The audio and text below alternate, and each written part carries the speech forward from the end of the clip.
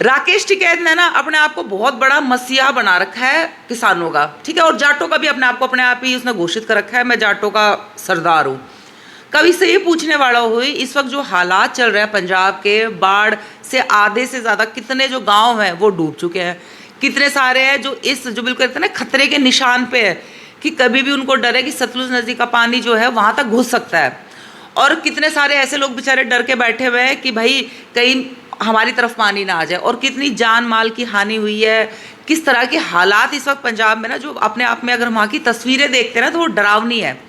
और जो ये राकेश टिकैत किसानों का जो इतना बड़ा ठेकेदार बनकर घूमने लग रहा था, और इसका क्या कहना था जब ये किसान आंदोलन हुआ था कि मतलब, और ये जब प्रोटेस्ट चल रहा था इनका, तो जब सरकार की बारी आई, खासकर जहाँ मोदी सरकार की बात है, बीजेपी की बात है, वहाँ तो ये दिल्ली तक ट्रैक्टर ले जाने की बात कर रहा था कि हम तो दिल्ली पर कब्जा कर लेंगे, इतनी बड़ी बड़ी बकवास जो करने लग रहा था। अभी कोई से ये पूछने वाला हो कि पंजाब के जो हालात है, तू कहाँ पे है, कहाँ अंडर लग रहा है भाई तू राकेश टिकैत, ये कहाँ अंडर है, ये जा रखा है श्रीलंका। इसने एक ट्वीट डाल दिया बस पंजाब के लिए, वो इसके लिए काफ़ी है। 4 लाख ट्रैक्टर कहाँ गए तेरे, लेकर पहुंच जाना तू, ये तेरा खाली ट्वीट काफ़ी है पंजाब के लोगों के लिए। ये तने यूँ डर लग रहा है, पता चला मैं वहाँ जाऊँगा मैं भी कहीं पानी पूनी में ना बह जाऊँ, है। तो ऐसे ये मक्कार और दोगले ये किसानों के नेता है। वही ना, एक्चुअली इनको सिर्फ ना अपनी राजनीति करने से मतलब है।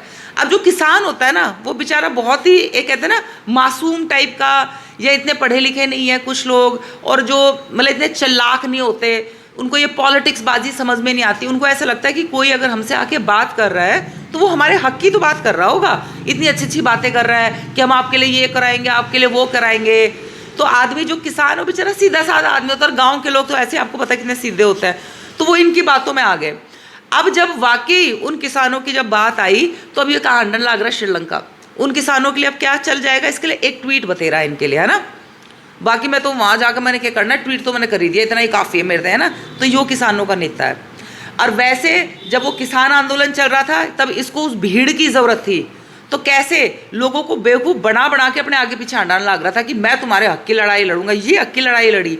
मतलब वाकई आज जब किसानों को तुम्हारी ज़रूरत है तो तू आज ये हक की लड़ाई लड़ने लग रहा है ना।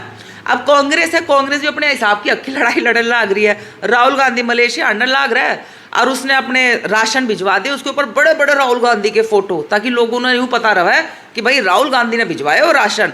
और पंजाब में जब अगली बार वोट पड़ा है तो कांग्रेस का वोट मिल जाए। पर मैं कांग्रेस वालों से पूछना चाह रही हूँ, तुमने जो राशन भिजाया इसमें 25, 30, पता नहीं 40 कितने साल पुराना तुमने राहुल गांधी का फोटो लगा के भेज दिया। आज राहुल गांधी के हालात देखे कैसे हो रखे हैं। वे बेचारे किसान कैसे पहचान लेंगे, मतलब हर फिर वोट नहीं देने के, तुम फिर चिल्लाओगे कि मोदी और इलेक्शन कमीशन ने मिलकर वोट चोरी कर लिया है। अरे जवानी का जो तेरा फोटो है वो क्यों लगा के भेजा, आज जो तेरे हालात है, आज जैसा तू दिखा वे वाले फोटो लगा के भेज देता। अब बात कर लेते हैं आम आदमी पार्टी की। आम आदमी पार्टी की भी हमारे पास तो अभी पीछे भगवंत मान की एक वीडियो भी चल रही थी, आप देख सकते हो गूगल करके, यूट्यूब पे जाके।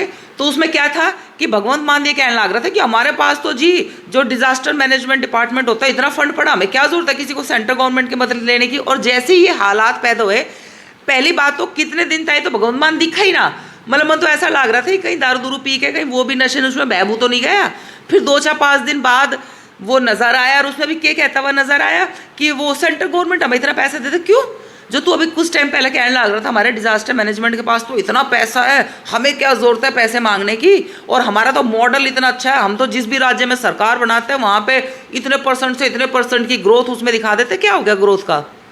और रही बात सेंट्रल गवर्नमेंट की, ऑफकोर्स सेंट्रल गवर्नमेंट ने तो जो मदद करनी है वो करेगी ना। ये सिर्फ पंजाब के लिए नहीं, चाहिए देश का कोई भी राज्य हो, जिसको जितनी ज़रूरत है, जो जितनी तकलीफ में है, ये मोदी सरकार की, चाहे वो कोई और भी सरकार क्यों ना बैठे, उनकी जिम्मेदारी है, उनको मदद करनी पड़ेगी, ये उनकी जिम्मेदारी बनती है पूरी तरह से। लेकिन तेरी क्या जिम्मेदारी बने, तू बाढ़ आने के कितने दिन तक तो दिखा ही ना किसी ने, और उसके बाद आके 2-4 बार स्क्रीन पर जाके इधर उधर धक्के से खा के ये तू हॉस्पिटल में एडमिट होगा, तेरी तबीयत खराब होगी, भाई क्या दिक्कत होगी तेरे, हैं। मतलब जब सरकार को, जब इन्हें अपनी सरकार बनानी हो, केजरीवाल लड़ना है, तब तो हो हम तो ये कर देंगे वो कर देंगे। और अब जब वाकई पंजाब के लोगों को तुम्हारी ज़रूरत है तो तुम एक जो है वो अपना गुजरात के इधर उधर अड़ने लग रहा है केजरीवाल, उसे पंजाब जाने की ज़रूरत नहीं है ना। मेन सीएम तो वही है, तू तो पपेट है। और दूसरा जो तू पपेट सीएम बैठा हुआ है वो भी अपने हिसाब से इधर उधर 2-4-5 दिन बाद आया, झांकी सी दिखा के 2-4 सरकार के ऊपर सारे इल्ज़ाम डाल के और फिर हॉस्पिटल में एडमिट हो गया। ओहो मेरी तो जी तबीयत खराब है। अच्छा। और वहाँ पे एंड ऑफ द डे काम कौन करने लग रहा है? मतलब शिवराज सिंह चौहान, अमित शाह और जितनी बीजेपी अपनी, आज बल्कि मोदी जी है वो हमारे देश के प्रधानमंत्री, वो भी वहाँ पहुँचे हैं जायजा लेने के लिए। काम लास्ट में सरकार नहीं आना है, जो सेंट्रल गवर्नमेंट है। मतलब मैंने एक चीज़ देखी, कांग्रेस, समाजवादी पार्टी और आपका ये आम आदमी पार्टी, ममता बनर्जी, कोई भी है, मतलब जो राज्य में जब कोई दिक्कत आ जाए तो सेंट्रल गवर्नमेंट को, मतलब उसके लिए सेंट्रल गवर्नमेंट जिम्मेदार। क्यों? फिर ये राज्य सरकारें किस लिए बनाई गई है? जब सारे काम सेंट्रल गवर्नमेंट नहीं करने हैं तो राज्य सरकारें क्यों बनाई है? फिर भंग कर दो सारी सरकारों को, दे दो सेंट्रल गवर्नमेंट को सब कुछ, मोदी को ही दे दो सारी स्टेट। हालांकि बची तुम्हारे पास 2-4 स्टेट है, पर उसके बावजूद भी वहां के अगर कुछ हो गया उसके लिए भी मोदी जिम्मेदार। थारी स्टेट में कुछ हो गया, तुम्हारी निकम्मी सरकारें हैं। हिमाचल प्रदेश में बादल फटा और वहां पे इतनी बाढ़ आई, और वहां का जो सुक्कू, जो वहां का मुख्यमंत्री है, जिस दिन बादल फटा उससे अगले दिन वो जाके वहां पे राहुल गांधी की ये बिहार में जो बाहर क्या करने लग रहा था, ये वोट चोरी यात्रा का ड्रामा जो करने लग रहा था, वहां पे जाके कैंपेन करने लग रहा है। मतलब तेरे राज्य में बाढ़ आ गई और तू वहां जाके, तेरे लिए इंपॉर्टेंट राहुल गांधी का कैंपेन है, अपने लोगों की हेल्प करना नहीं है, तो तुम दूसरे राज्यों की बात तो बाद में करना। तुमने अपने राज्य को छोड़ दिया था, तुम्हारा मुख्यमंत्री कैंपेन करने निकल गया था कि बाढ़ बूढ़ा जो हरियाणा दे सब बाद में संभाल दूंगा। राहुल गांधी का वोट चोरी का कैंपेन बड़ा इंपॉर्टेंट है।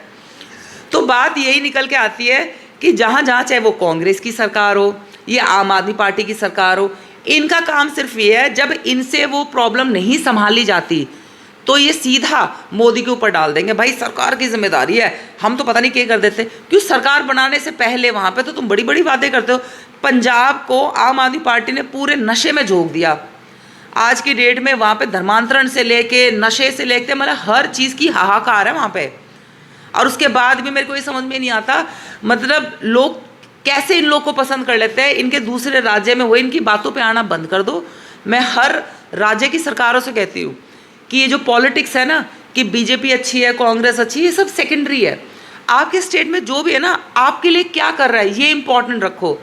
वो सरदार है या वो पंजाबी है या वो यादव है, वो जाट है, वो ब्राह्मण है, वो राजपूत है, इस वजह से हम अपना अपना नेता चुन लेंगे, ये सब बंद कर दो। जाति से ऊपर उठकर सोचो, धर्म से ऊपर उठ के सोचो, और ये देखो कि तुम्हारी भलाई कौन कर रहा है। तुम अपने हिसाब से कार्यकाल देखो और फिर तय करो कि इनमें से कौन अच्छा है कौन बुरा है। अदरवाइज ये जिंदगी भर यही ऐसी बातें बनाते रहेंगे। और मैं क्लियर बताऊं, आम आदमी पार्टी ने ना कुछ नहीं करना सिवाय जुमलों के अलावा।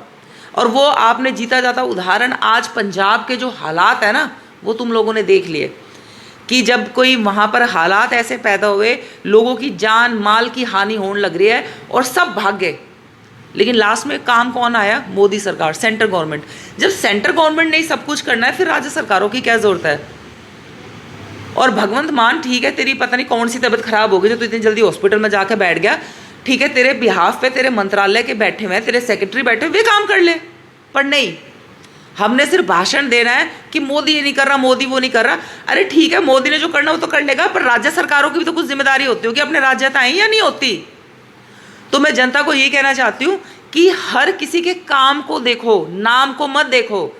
जब ऐसी बुरी सिचुएशन आती है ना, तो जिन्होंने काम किया होता है ना, वही काम आता है, जिनके जो नाम होते हैं ना, वो सब भाग जाते हैं।